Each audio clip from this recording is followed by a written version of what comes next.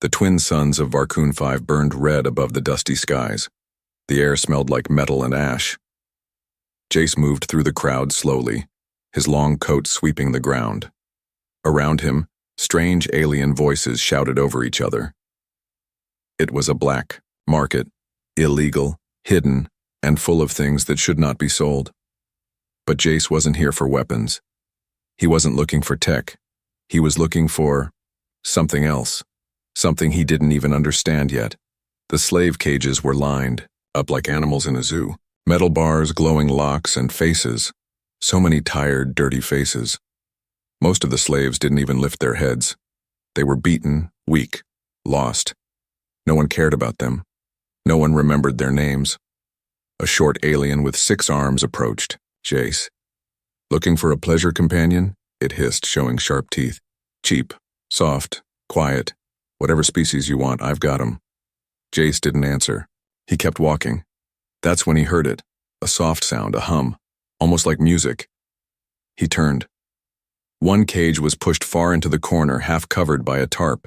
He stepped closer, pulling the cover back. Inside, he saw her. She was sitting on the floor, hugging her knees. Her skin was pale gold, glowing slightly under the dim light. Her white hair was dirty and tangled, but still beautiful. She was not like the others. She was not begging. She was not crying. She was just silent. She looked up slowly. Her eyes were bright violet, like stars. She doesn't speak, said the alien seller, noticing Jace's interest. Not since we got her, refuses food, probably broken. I'll give her for 5 credits. Jace stared at her. 5 credits? That was less than what he spent on a drink in the city.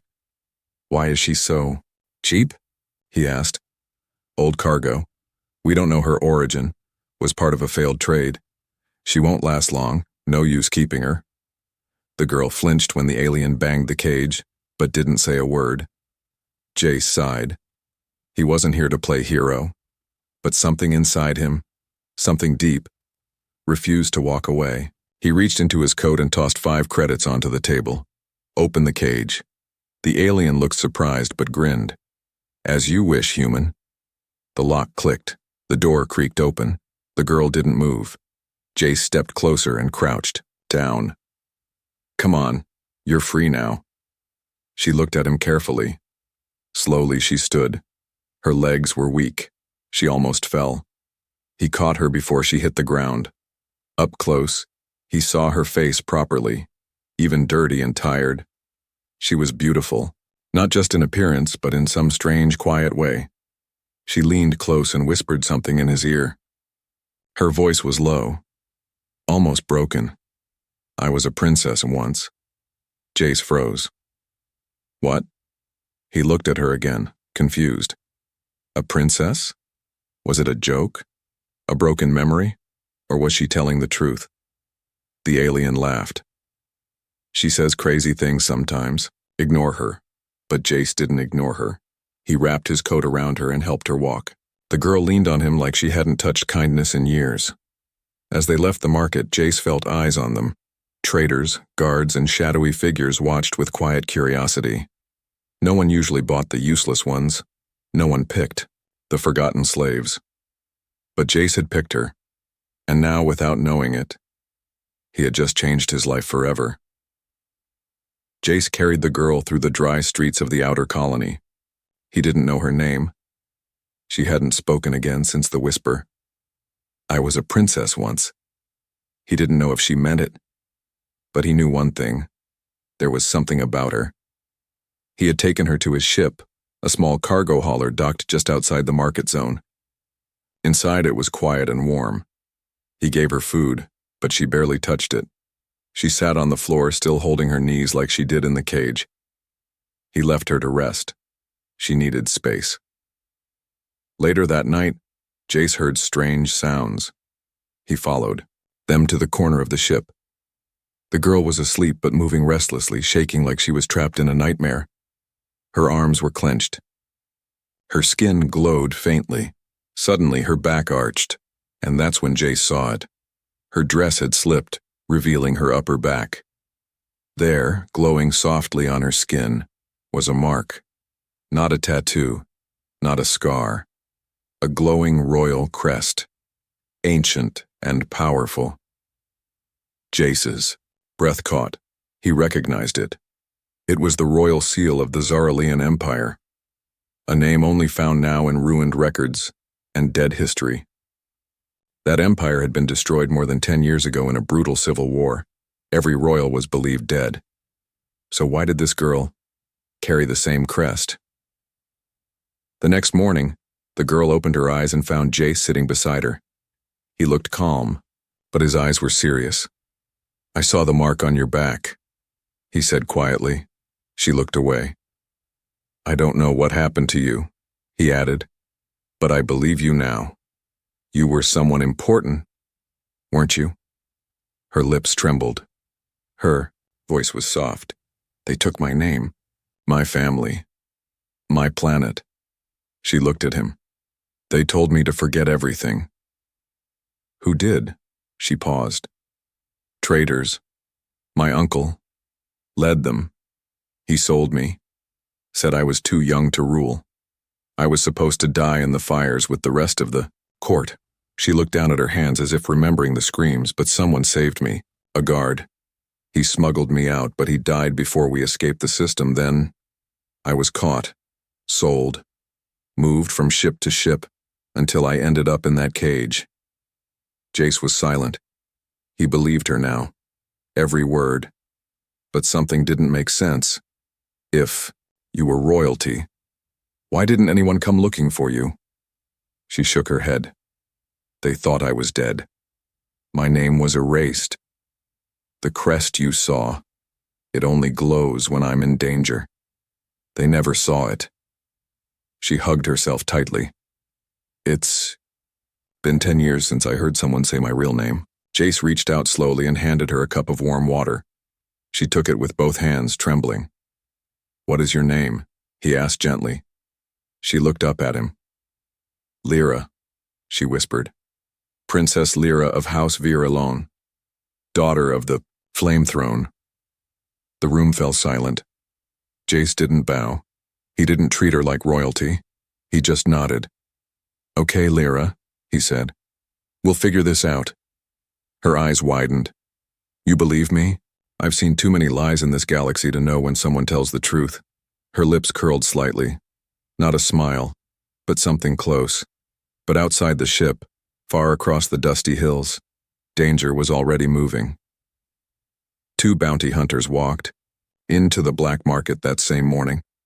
One of them held a data chip with a face on it, Lyra's face. "Have you seen her?" they asked the slave trader. "She escaped. We want her back. Alive. She's trouble. She's valuable. And..." The trader, he just pointed. "She was sold yesterday," he said.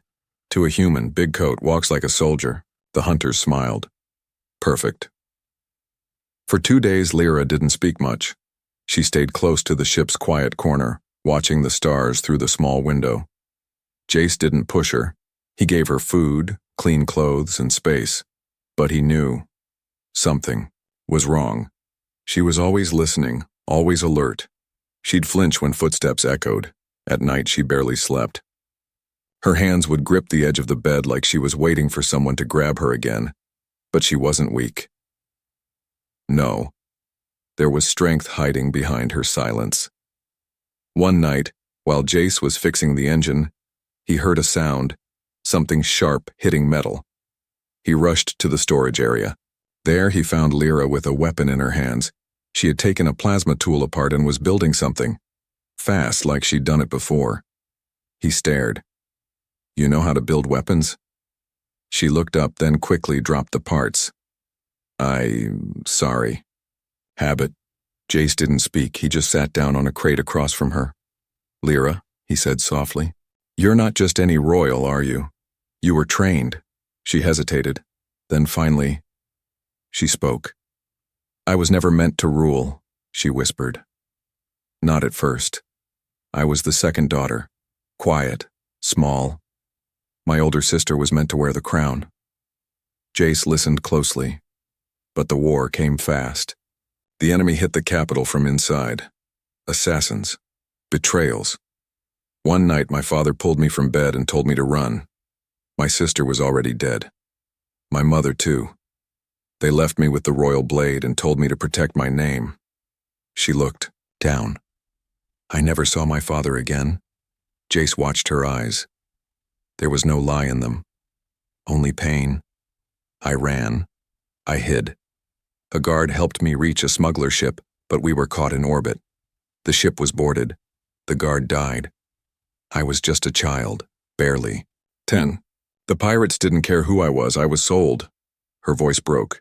They told me to forget my name, my rank, my past. I was passed around, sold again and again. When I refused to obey, they hurt me. When I stayed silent, they hurt me more. Tears didn't fall.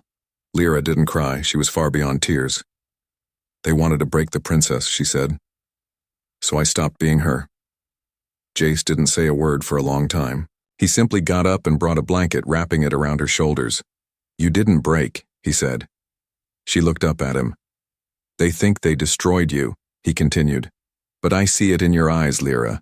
You're still standing. That was the first time she smiled. A tiny one. Just for a moment. Thank you, Jace, she whispered. Then the ship's alarm beeped. Red light flashed. Jace ran to the front panel and pressed the screen. A scanner showed 2 ships entering the sector, both unmarked, fast, silent, and heading straight for them. They found me, Lyra said, standing behind him. Jace looked back. Who? She spoke in a low, sharp voice. No fear now. Only fire. The ones who erased my name. On board one of the approaching ships, 2 bounty hunters checked their tracking signal. She's here, one of them said. Scan confirms Royal Jean's signature. It's active. She's awakened. The other grinned. The Emperor will pay 10 million credits to see her dead. Let's finish this. Back on Jace's ship, Lyra was no longer the quiet, scared girl. She pulled her white hair back and tied it in a knot. She picked up the weapon she built earlier and turned to Jace. I know they're coming for me, but they won't find the same girl they threw in a cage. You're not fighting alone, Jace replied. She stared at him. Why? Why are you helping me? I've brought danger to your life. He shrugged. You whispered the truth when no one else listened. That's rare in this galaxy. She blinked. And for the first time, someone saw her, not as a slave, not even as a princess, but as a person. A fighter. Something in her heart began to heal. Just a little. Night fell quickly on the edge of the Varkun Desert. Stars blinked above, silent witnesses to what was coming. Inside the ship, Jace loaded a blaster and sealed the main hatch. He checked each window twice. He had survived pirate ambushes, smugglers, even wild beasts, but this was different. This time, he wasn't fighting for credits. He was protecting someone. Lyra stood near the table, her hands working fast. She was fixing the power cell on the old escape drone Jace kept for emergencies. You know how to fly this? He asked, raising an eyebrow. She didn't look up. I used to fly Royal Interceptors when I was 9.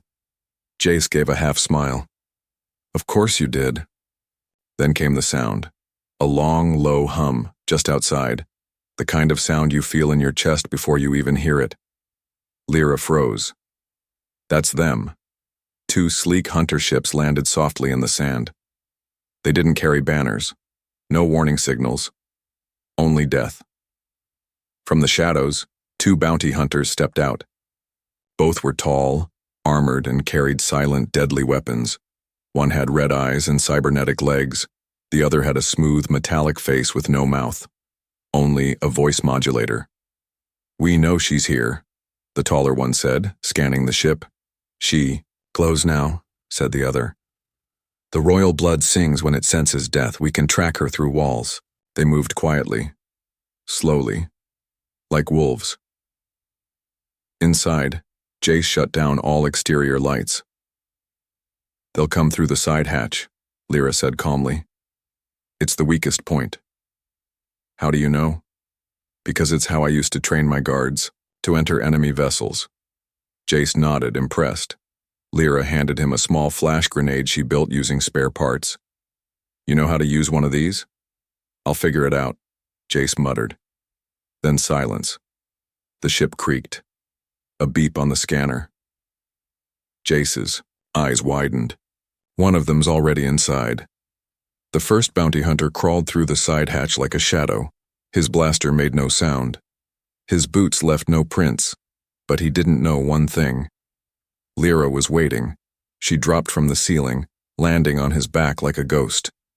She pressed the flash grenade against his visor and rolled off just before it exploded in a blinding burst of light. The hunter screamed, clutching his face. That's when Jace fired. One clean shot, right into the chest plate. The hunter collapsed, smoking. But then came a crash. The second hunter smashed through the window, tossing a burning projectile. Flames burst across the control room. Lyra coughed, pulling Jace away just in time. The second hunter stepped inside, his faceplate glowing red.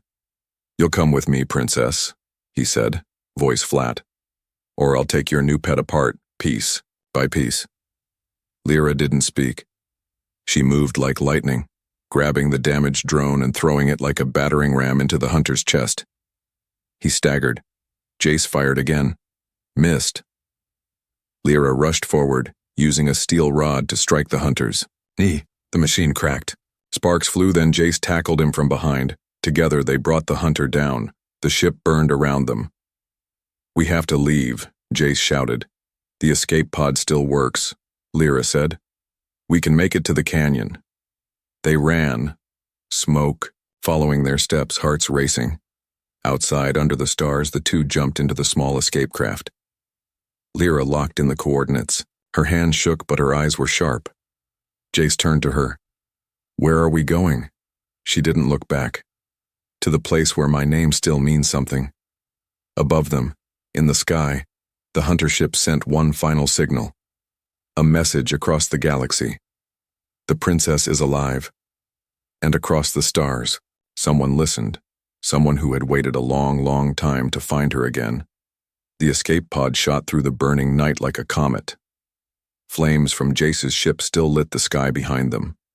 Inside the small pod, Lyra gripped the controls. Sweat on her brow, eyes locked on the map display. Jace sat beside her, breathing hard, blaster on his lap. His shoulder was bleeding, but he didn't complain.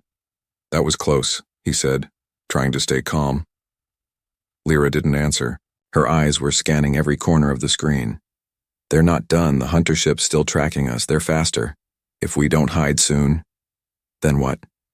"Then we burn." The pod flew low over the canyon floor, twisting, between jagged rocks and broken cliffs. Below them, the ancient land was cracked and empty. Windstorms whipped dust into the sky, hiding their path. Suddenly, a red light blinked on the console. "Incoming missile." "They fired at us!" Jace shouted. Lyra didn't flinch. "Hold on!" She turned the pod sharply, just missing a stone tower. The missile followed, closing fast. The pod dove lower, brushing the canyon walls. Sparks flew as metal scraped rock, but the missile didn't stop. "It's locked on us," Jace shouted. Lyra opened a panel on the dashboard. "Can you shoot? From this thing?" "Now, Jace." He slammed the emergency hatch open and climbed halfway out into the open air, wind roaring against him. He lifted the blaster with both hands, aimed, and fired once, twice. Boom.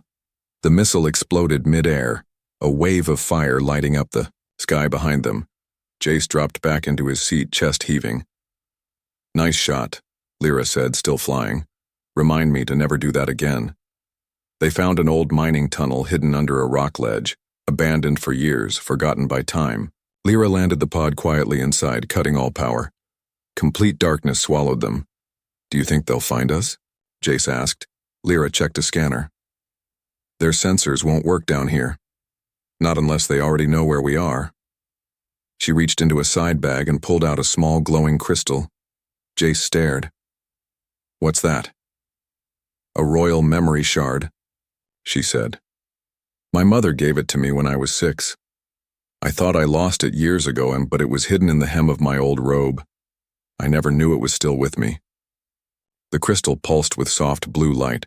She placed it in the ground and tapped it once. A projection appeared, flickering and faded, but enough to see. a woman in royal armor holding a young girl close. "Lyra," the voice said. "If you're seeing this, then our house has fallen. But your blood still shines. You are not lost. You are fire." The image vanished. Lyra's hands shook. "I don't want revenge," she whispered. "I just want to know who I am again." Jace looked at her with quiet respect. "You don't need a throne to prove anything." She looked at him. "I don't care about ruling. I care about what they did to my people, to girls like me, left in cages, forgotten. If I can stop that, even a little." "You will," Jace said. "And I'll help you." Outside the canyon, the hunter ship circled like a bird of death. The pilot tapped his helmet. "She escaped again. But she's smart. She'll reach the resistance next. She's heading home." A voice on the other end growled. "Then destroy. Home before she gets there." Back in the tunnel, Jace laid a blanket on the ground. He offered half to Lyra. She sat beside him, both of them watching the soft flicker of the crystal. "Why did you really save me?" she asked quietly. Jace thought for a moment. "Because when you looked at me in that cage, it didn't feel right to walk away. I've seen too many people hurt for nothing. You were the first one who looked back." Lyra lowered her head. "I didn't think anyone still saw me." "I do," he said. "And you're not alone anymore." Above them, the hunter ship began charging weapons, a final warning, a final hunt. The real war was just beginning. The next morning came without sunlight. Dust clouds from the hunter ship's low flyovers covered the skies. Deep inside the canyon tunnel, Jace and Lyra packed what little gear they had left. The crystal still glowed faintly, casting blue light across the stone walls. Lyra held it in her hands like it was a piece of her soul. "We can't hide forever," she said softly. "I know," Jace replied, tightening the strap on his pack. "But if we step out now, we need a plan." Lyra stood, her eyes no longer afraid. "I know where to go." Far to the east, hidden beyond the thorn ridges, was a place Lyra had only heard about in whispers. The Emberhold. Once a secret base of her royal family, it had become a graveyard after the war. But rebels, the loyal ones, they had hidden there, waiting, watching. "If any of my mother's people still live," Lyra said, "that's where they'll be." Jace looked at her and nodded. "Then let's bring the fire back." It took 2 days of walking through harsh winds, stone valleys, and narrow ridges. Lyra never slowed. She knew the path by memory, taught to her as a child in case of war. At one point, Jace collapsed on a rock, coughing hard. Lyra offered him water, kneeling beside him. "You okay?" she asked. "I'm not used to hiking with royalty," he joked, breathless. "You're doing fine for a commoner," she teased back. They both smiled. Just a little. It was the first time she had made a joke since they met. When they reached Emberhold, it was hidden behind vines and rockfall. From the outside, it looked like an old ruin. But inside, motion sensors activated, doors slid open, and 3 blasters were pointed at their faces. A group of rugged fighters in old armor stood in silence. But when Lyra stepped forward, everything changed. One of the soldiers dropped his weapon. His mouth trembled. "It's her." Another dropped to one knee. "Princess Lyra, you survived." Lyra stood tall. "I am the daughter of Queen Narelle of House Virelon. I was caged, I was sold, but I was not broken." Jace stood behind her, watching in awe as more people gathered, all recognizing her, not because she looked royal, but because she carried herself like one. "I don't come to claim the throne," Lyra said, her voice steady. "I come to stop those who destroyed our people. I come to rise with those still loyal to the light." The oldest warrior stepped forward and placed his hand over his heart. "Then we rise with you." That night, Emberhold came alive for the first time in years. Fires were lit, communications were activated, old weapons were pulled from walls. Lyra walked the halls once made for her ancestors. Every person she passed either bowed or reached out to touch her hand, But Lyra didn't act like a queen. She listened. She asked for names. She thanked the cooks and the cleaners. She sat on a stone bench beside Jace after dinner, quiet again. "You think I'm ready?" she asked him. Jace looked at her. "I don't know much about royalty, but I do know leaders. You speak like one. You walk like one. And most of all, you make people feel like they matter." She nodded. "And you? What do you want now?" He smiled gently. "I came here with nothing. I just wanted to do one good thing before I died, but now, maybe I want to see what happens if you win." Lyra looked at him for a long time, and for the first time, something warm passed between them. More than loyalty, more than trust, something human, something real. The next morning, Lyra stood before her people, wearing the simple black armor of her house. A torn cloak flowed from her shoulders. Her white hair was tied back, her royal crest glowing again on her back. "I will not beg for my throne," she said, "but I will fight for justice. If any of you have lost a name, a sister, a future, you already know why we rise." Every soldier in Emberhold stood with her. Jace stood too, not as her protector, but as her equal, and far away, in a fortress floating above the stars. Her enemies watched a small screen as her image came to life again. "She lives," the warlord growled, "and she has an army now." The skies above Varkun burned red as warships descended. Smoke twisted through the clouds. Cities shook under the sound of battle drums.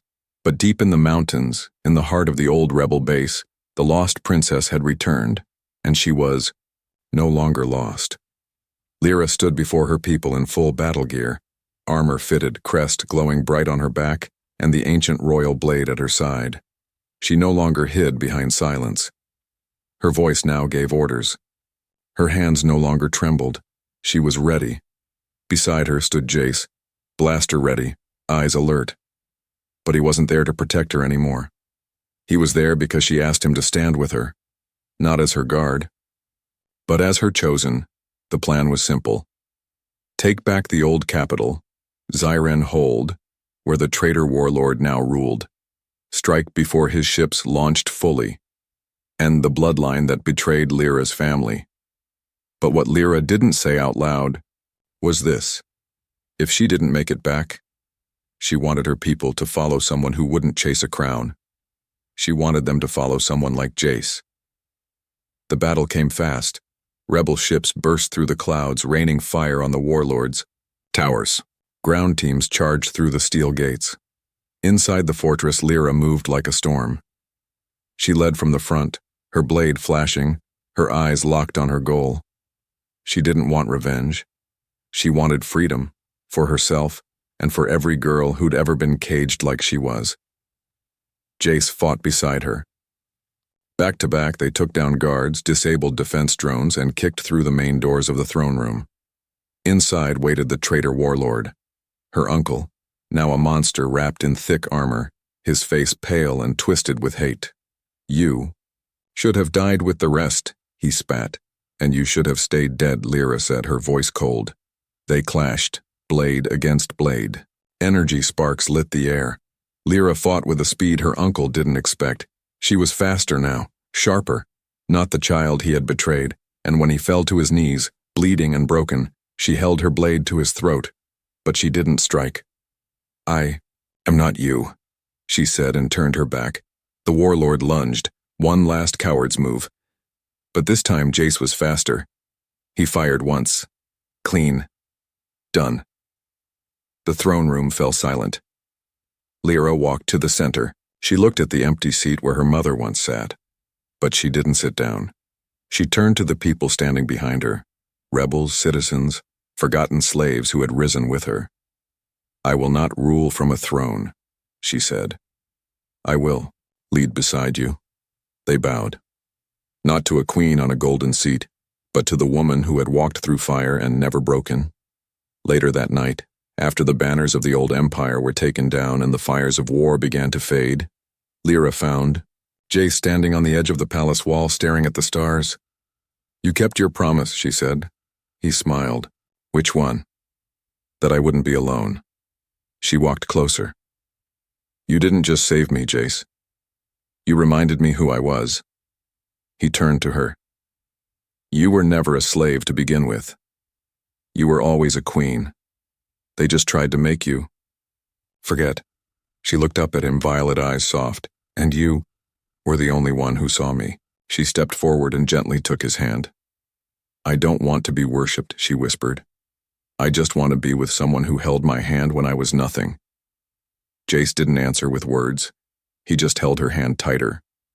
Across the galaxy, stories spread of the girl who rose from chains and reclaimed her fire, of the man who bought a slave and found a queen, and of a new kind of empire, built not on blood, but on hope.